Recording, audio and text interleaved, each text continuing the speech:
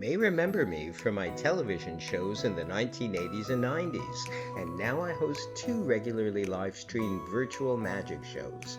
One is a showcase for some of the greatest magicians in the world, and the other is a talk show featuring some of the most inspiring conjurers of our times.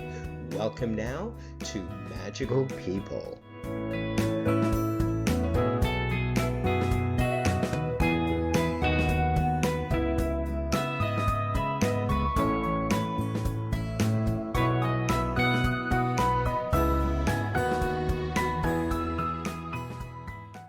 And welcome everybody to this week's edition of Magical People Live. Yay!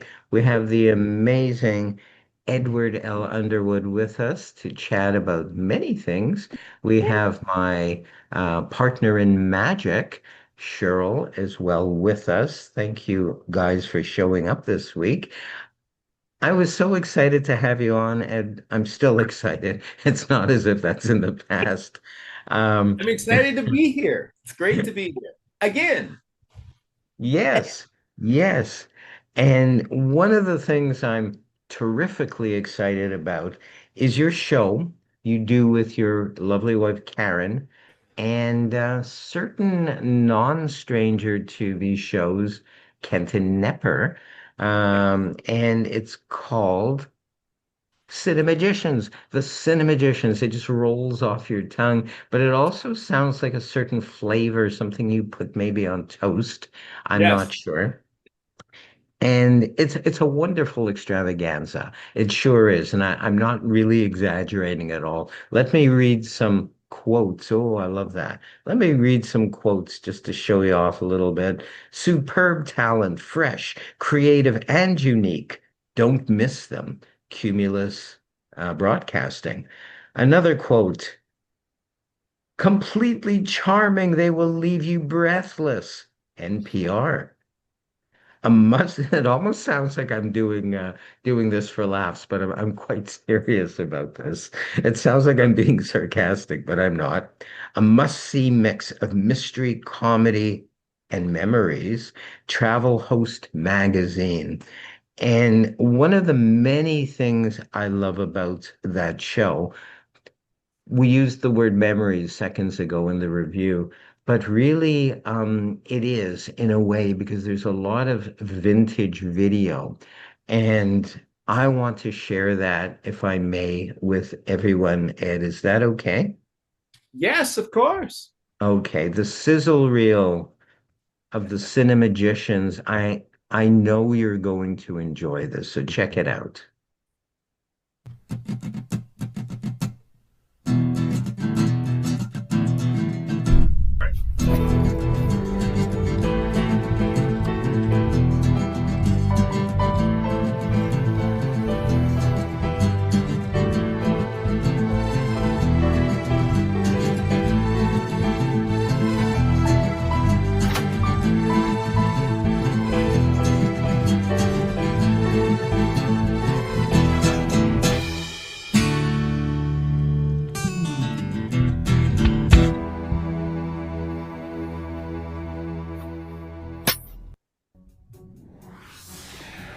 Ancient and mysterious rituals shaped the performance of magic throughout the Victorian era, when magic was at its height of popularity until today.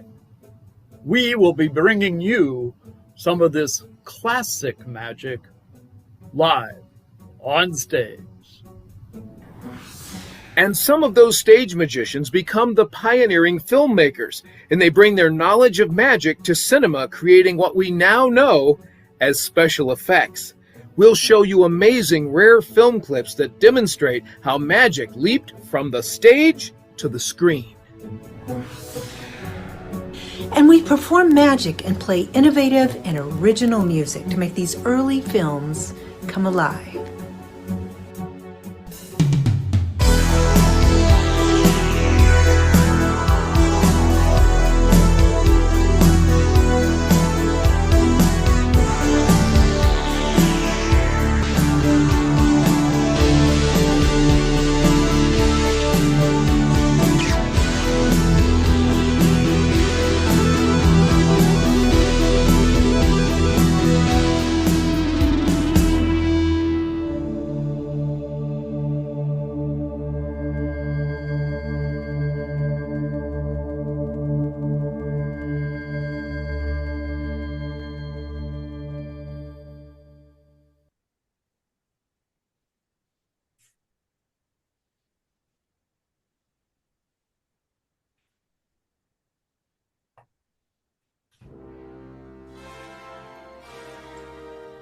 The Cinemagicians Real Magic Show invites you to discover how magicians sparked the imagination of the first filmmakers.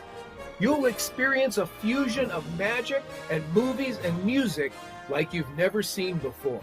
And you'll be spellbound by the true story of how those magicians and those filmmakers put what we now know as the magic in the movies, special effects, into film. The Real Magic Show.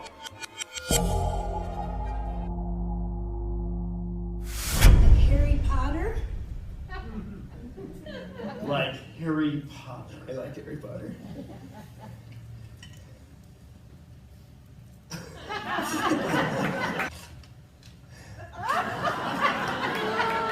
Wow!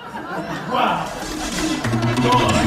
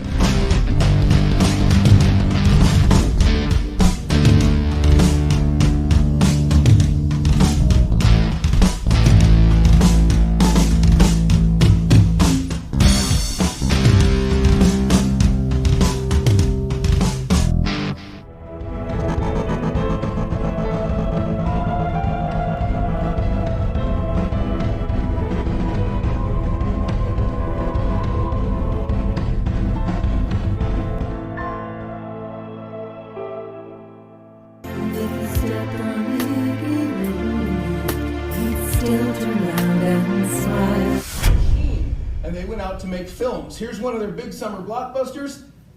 It's called Workers Leaving a Factory. There's the workers. They're leaving the factory.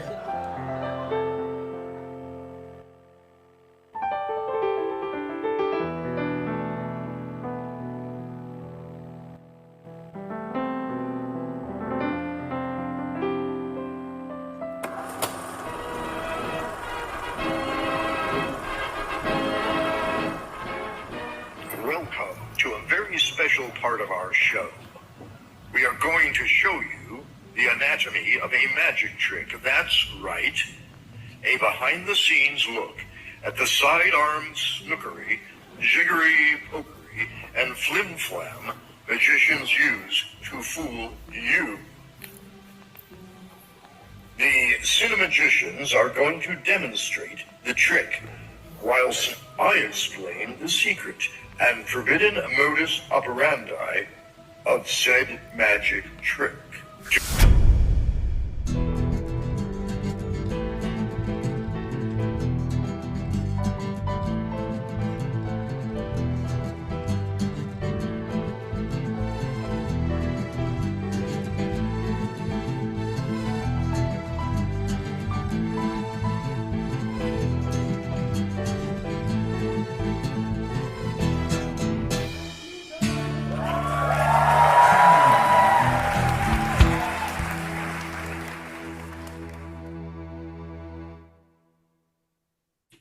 Wonderful. Amazing. We have to chat, Ed, which is why you're here. Yes. How did you ever come up with the concept for this show, let alone putting everything together technically and everything? Well, working together with Karen and Kenton, and I'm a very blessed person to be able to perform with these people. It's amazing, and I'm very, very fortunate. And I realize that. It really was a combination of things that we all love very much. We all had a love of magic. We all did music, and we all, turns out, after some time, we discovered we all had this love of old cinema. And looking back, it's I have so much movies running through my system. I mean, I'm literally made of movie. What I mean,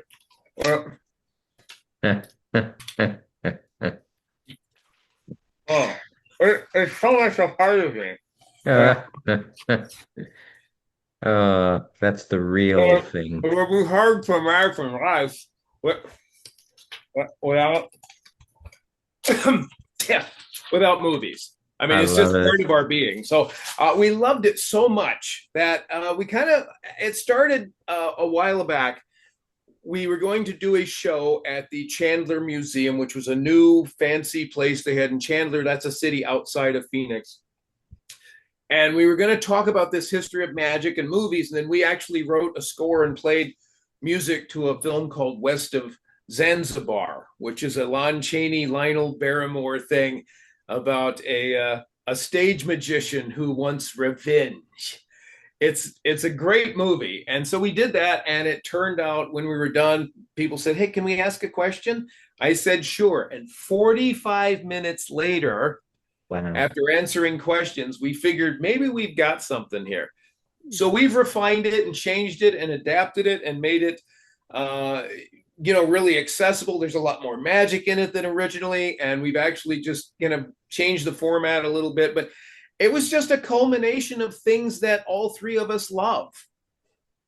Absolutely. And viewers no doubt love it as well. I Yes, especially love the vintage films, the vintage footage. Years ago, probably more than 10 years ago, I had another online show. It wasn't live. Called the what's it called now? Magic Mike's Castle Mysteries, and I right, had a segment of an old vintage movie. There was, I think it was the 1920s or earlier. They were all silent, by the way, as well. right, There was Frankenstein. There was Alice in Wonderland. There right. was a few, and I forget, you will know the French director or producer of some of these, who was a magician, I believe, Yeah, himself. Georges And for, Méliès. that's it. That's Yes. it. And I could be wrong, but was that not the first time that magic was attempted or faked or whatever on film? Right. So what happened was, and I because we're cinema people, I eat a lot of popcorn and I am out. That is sad. So give me just a second here. I'm going to magish. I have to meet my own needs by magic because certainly the economy's not going to do it. Give me just a second here. Okay. Oh, we're all good now. All right. There's some lovely popcorn. There's a lot in here if you want some. There's a lot. I have to have it. Oh, Wow. that is really salty. Really, I think I went a little crazy with the salt shaker. Give me just a second. Say the magic words, Dr. Michael. Desalination. No, have a banana. That has appeal. But not as good as desalination. See, now it won't be quite as salty. So yeah. So George Méliès, here's the fascinating backstory. He was a stage magician, and he bought the Robert Houdin Theater in Paris. So this Wow. man is working in the shadow of one of our historic greats of all times. And he's creating original illusions. He's doing all this stuff. And then there was a guy up the street in London named David Devant. Oh, wow. Devant's walking through London one day and he sees this exhibition in this little hall and is moving pictures. So David Devant, being a curious guy and anything entertainment wise, he pays his nickel, goes in, and he watches the Lumiere brothers. The Lumiere brothers were the first people to create a practical device to shoot, process, and project a film. That was the prototype for everything we have modern. And he watched these flickering images on the wall. In fact, we show like the first Lumiere brother film in the show is that thing about workers leaving a factory. They were just like postcards that move. There was no plot, Wild. no story, no magic. And Devant watched this. And of course, he's working with his friends at Masculine Hall, right? With magic Wow. royalty. He sees this and his brain just explodes.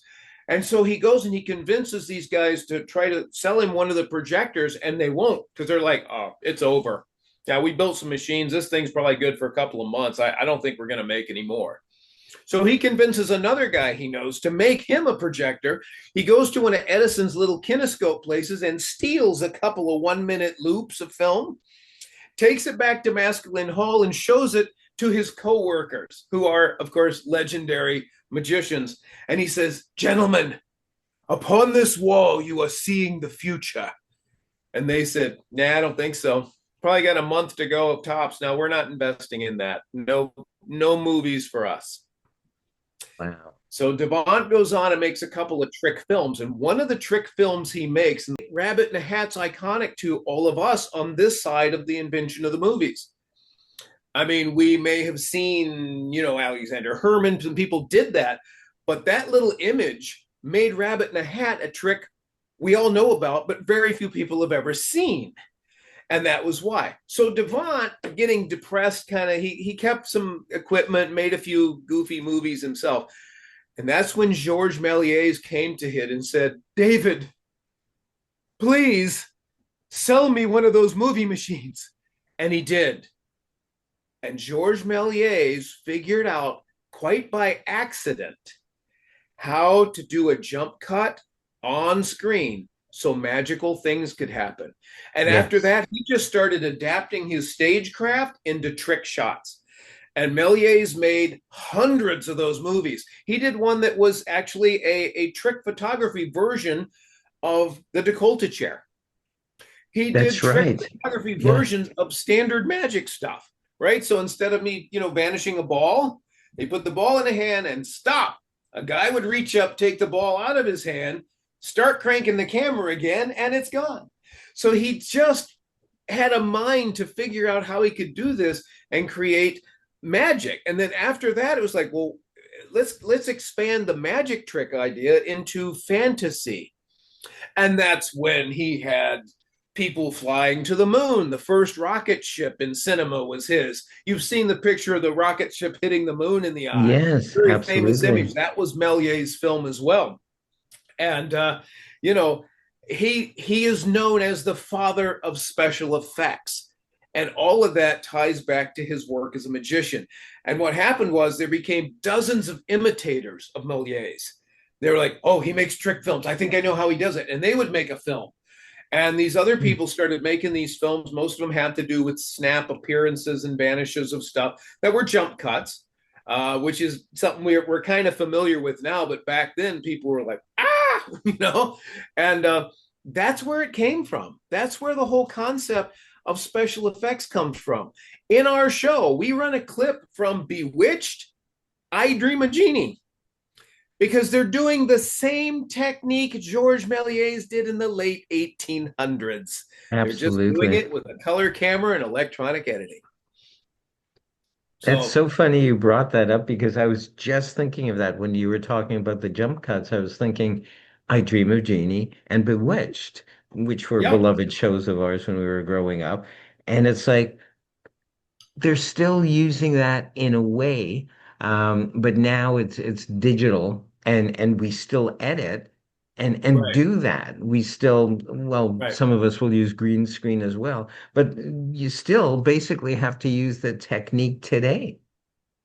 That's absolutely right. It's amazing, and that's one of the things we added to the show more recently is we have a segment where we show you camera tricks, and then we come out and replicate it as magic, Ah, and beautiful. they look basically the same.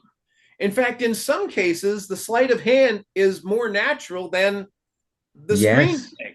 So it's pretty fascinating, and people really get kind of drawn into this because they're like, "Wait, so those are just like visual magic tricks they did through a camera?" Correct. Only if you're a magician, you can do it for real.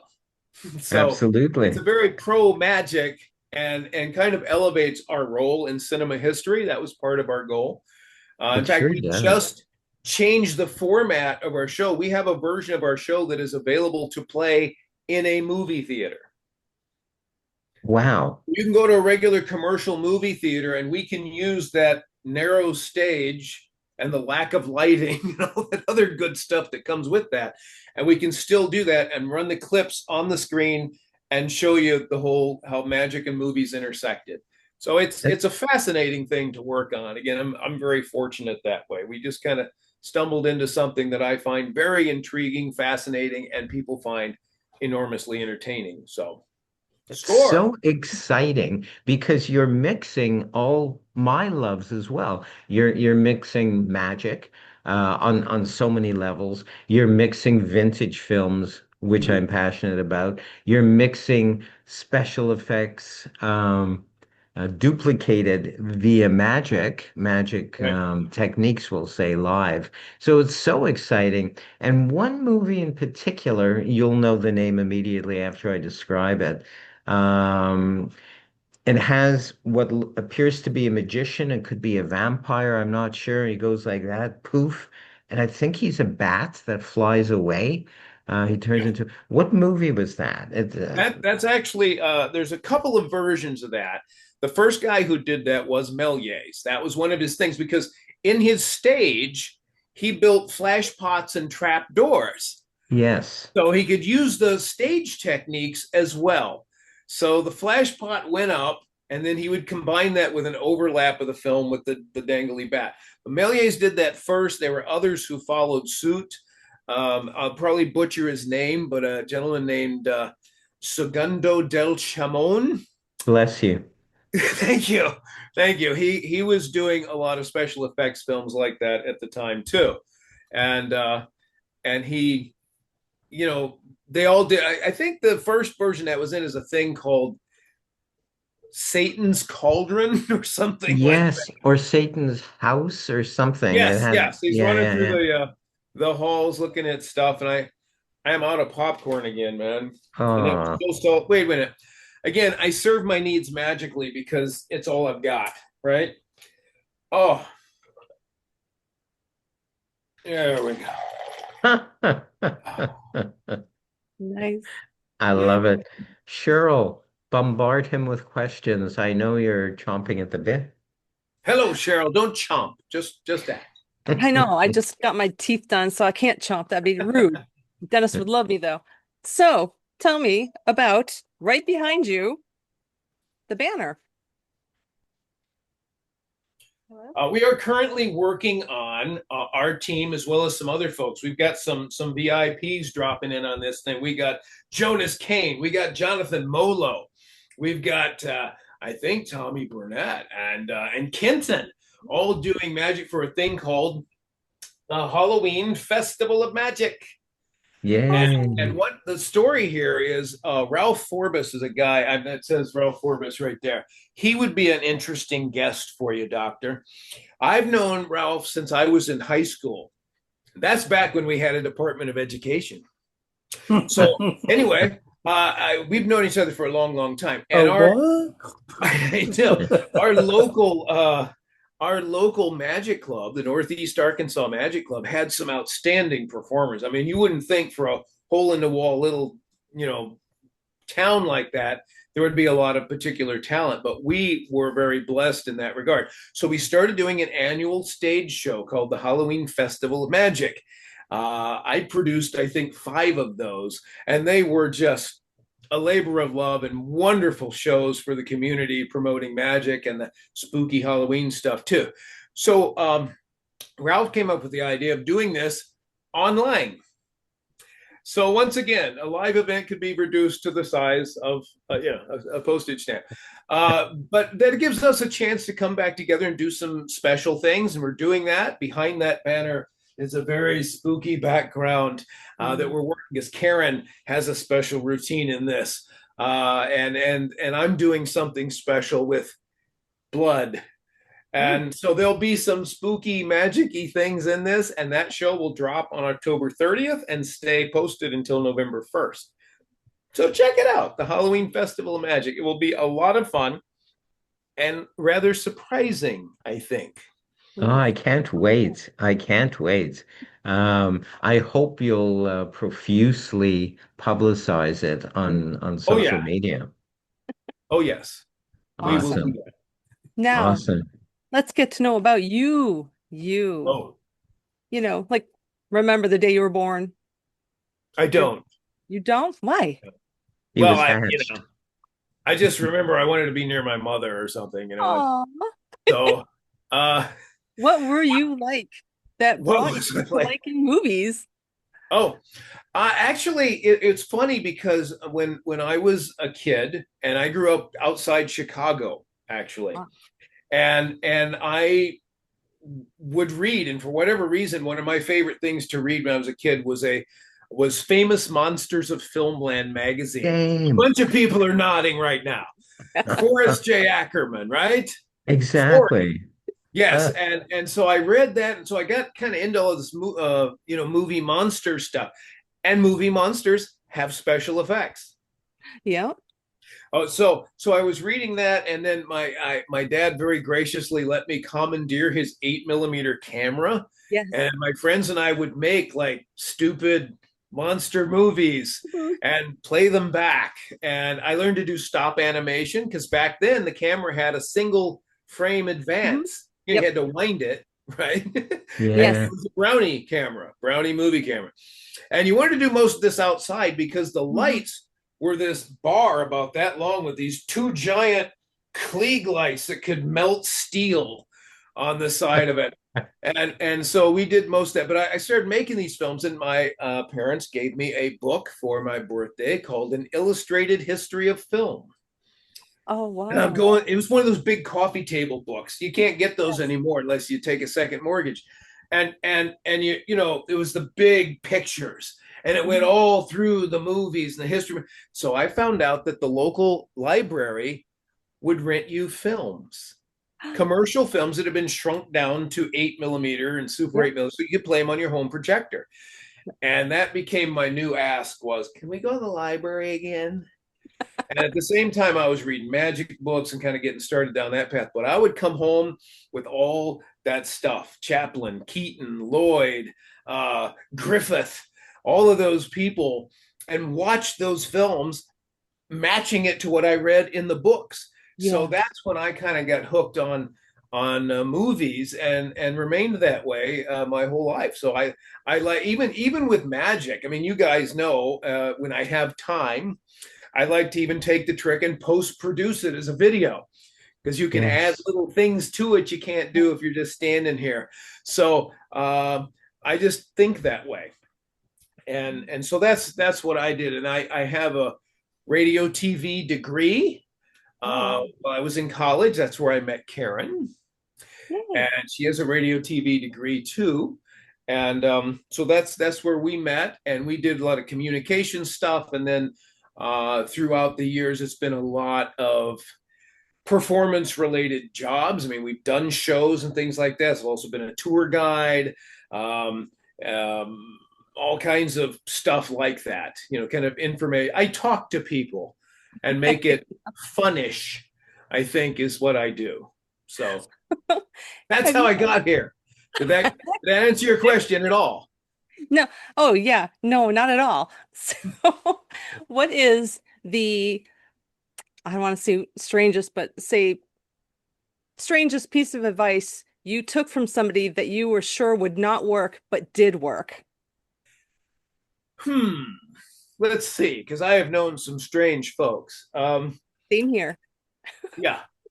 Um, as far as just life advice, but in Yeah. context of a show, this I thought was very bad advice. Tried it and it turned out to be great. We always, as we're coming up in magic and learning showmanship from a magician's point of view, as opposed to anything in real show business, we have a certain set way of thinking, right? Hmm. Like, what do you open with? What do you close with? What goes in the middle, right? There's an open, a closer, and a middler, right? Right. And somebody said to me, he said, shift your middler to your open. Just see what happens. Yeah. And I Mm. did. And it was huge. I would have never thought of that because the middle tends to be a slower pace, maybe Hmm. a little less visual or something. So I don't know that works in every occasion, but in the context I was working then, it was very good advice. And what it did, technically speaking, it allowed the audience to get to know me personality wise before we went into like some more, because I used to always have music openings, right? You know, I'm an adagio guy, right? I like to, you know, all that kind of stuff. And so this gave me, I had to come out and talk and introduce myself. As Jeff McBride says, it's not a show until you say hello. And so it gave me a chance to kind of do that. It worked great. So that was some advice I wasn't sure about, but I'm glad I got in that context. Do you still follow that? Not always, no. Because again, when you're doing like a theatrical show, Mhm.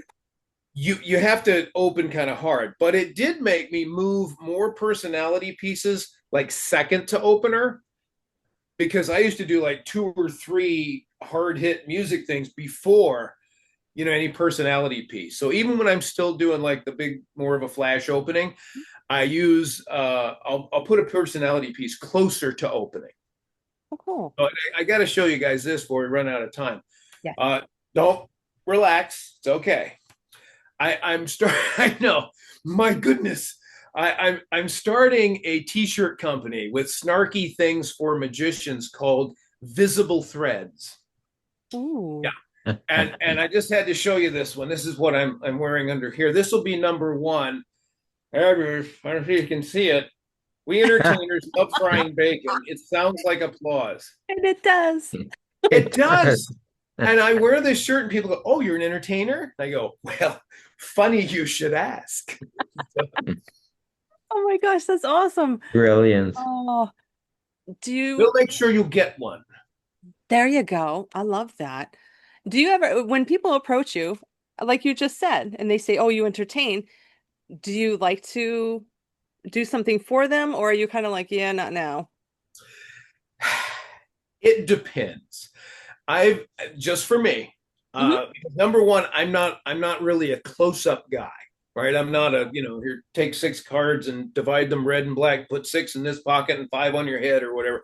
You know, I don't really have that sort of thing going. It's mostly stage or stand-up I'm pretty comfortable with. Comedy clubs, things like that. So it depends on what they're really asking. If I go to a place where I'm prepared to try to market, Mhm. I do. I have a couple of things with me that I can do. I love to do Buave, Phil Goldstein. I'm sorry, Max Maven's Buave. I think that may be the greatest pocket trick ever invented, just as It far as the is. big impact you get out of 4 little cards with a paperclip in your pocket. I also have because I'm selling Cinemagicians now. You guys no doubt have seen the gentleman's trick where you take the middle of your finger out, right, and it leaves Yes. the tip. I have a version of that where I have a little green screen tube, and I say now in the movies they would use green screen, you couldn't see it, but That's I right. don't need it because I'm a real magician, so that was the difference between a magic trick and a video trick, and then I take the thing off. So again, Wow. it's super quick, real visual, totally unexpected. No one expects you to pull the middle of your finger off. Um, and it also is on topic. That's the other thing I like about that. Oh, wow. All right. Are there any mottos that you can live by? Oh, oh, mottos to live by. Um, See, never give a sucker an even break sounds harsh. Well, And familiar. you know, Yes. it is what it Ah, is. yes. Um, I think it's not a motto, but I read one time a poem that I would love to find again. And if you check my search history, you've said I keep looking for this thing. I read it back in the late 90s, and it was a poem about entertainers and why what we do is important in the world. Mhm. It was so articulate that some of that stayed with me. I wish I remembered the whole thing. I wish I'd written it down, taken a screenshot, whatever, but I didn't. But one of Oh, the no. lines in that poem was, "We are champions of the soul." Hmm. And I like Very that nice. because in Very whatever we nice. do, we have to deliver something to people that's heartfelt. Right. Eugene Berger used to say, if you go to a Dolly Parton concert, it's not just one kind of song, a fast song, a slow song, whatever. And everyone in music knows that the emotional resonance is what we're trying to achieve in the course of a performance. And so your resonance with somebody might be, I had a really great time. I laughed a lot. I feel so good now. But maybe there's something else in there. And you can look for those connections. And magicians, I think, are getting better at that. If you remember back in the 80s, everybody was like this smarmy comedy club kind of guy, like, and there wasn't much emphasis on a deeper story or a connection. So I think that's really important to be a champion of the soul. You may be the only person that when you produce a coin, it means there can be unexpected outcomes, unexpected resources. How would that change your situation? Right. One of the things I did during my years, I actually did magic 50 stories underground in Marvel Cave in Branson. Oh, wow. I did a magic performance by light of one candle, 50 stories underground. And in a cave, there's darkness you can feel. Yes. So I had this candle and I was telling the story of Silver Dollar City, which is where Marvel Cave is. Mm-hmm. And I reached into the flame, right? And produced a shiny coin that I then wobbled behind the flame. And you could see everybody's eyes. Everyone looked like an 8-year-old right then. They went, Yes. and that taught me the importance of a single effect in the right context, leaving that kind of impact. So I always try to think of that, that there could be something more, some more connection, something to mine out of this rather than ding, so. Okay. Now, oh geez, now I got to remember. That's so sad. I talked that long, did I? No, I totally blitzed it. Oh, other Not than long enough. everything, yeah, aside from everything you do with the cinematography and the magic, what do you have time to do hobby-wise? Hobby-wise, I would say at this point, although it's moved from hobby to bivocation, I like to write.